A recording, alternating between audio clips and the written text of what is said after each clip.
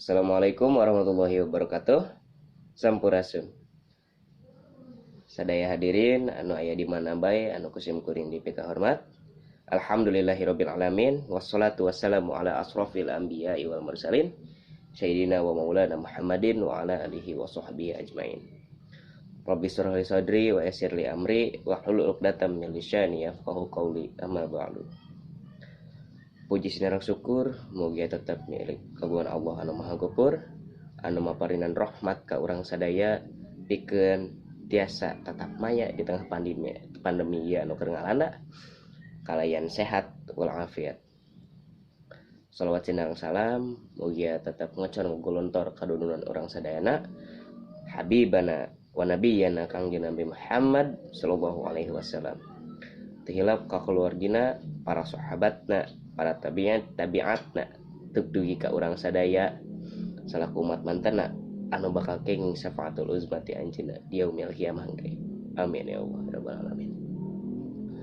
Hadirin anu kusim kuring dipika hormat, dina danget ieu sim kuring bade ngajak ka para hadirin sadaya pikeun ngalaksanakeun kahadean jeung miboga sifat oge jiwa pamimpin. Tapi naon ari anu disebat kapamimpinan teh?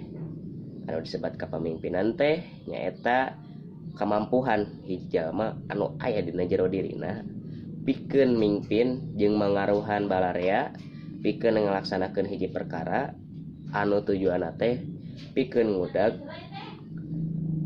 target anu parantos ditangtukeun. Nah, urang kudu miboga sifat pamimpin.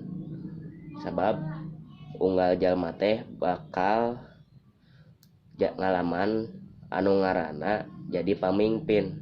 Boh ayeuna, boh engke. Boh di keluarga, boh di masyarakat. Anu sakumaha dawuhkeun ku Kanjeng Rasulullah sallallahu alaihi wasallam anu hartosna kirang langkung. Unggal aranjeun teh mangrupikeun pamimpin. Sareng unggal pamimpin teh bakal disungkeun pertanggungjawabanana kana naon anu dipingpin ku ajeuna. Hadis riwayat Bukhari sareng Muslim. Hadirin anu kusim kuring dipika hormat, ari sifat anu kudu dipimilik ku hiji pamimpin nyaeta diantawisna hiji sidik nyaeta tina paripolah atanapi pangecapanana taya anu wadul atanapi saayana jujur.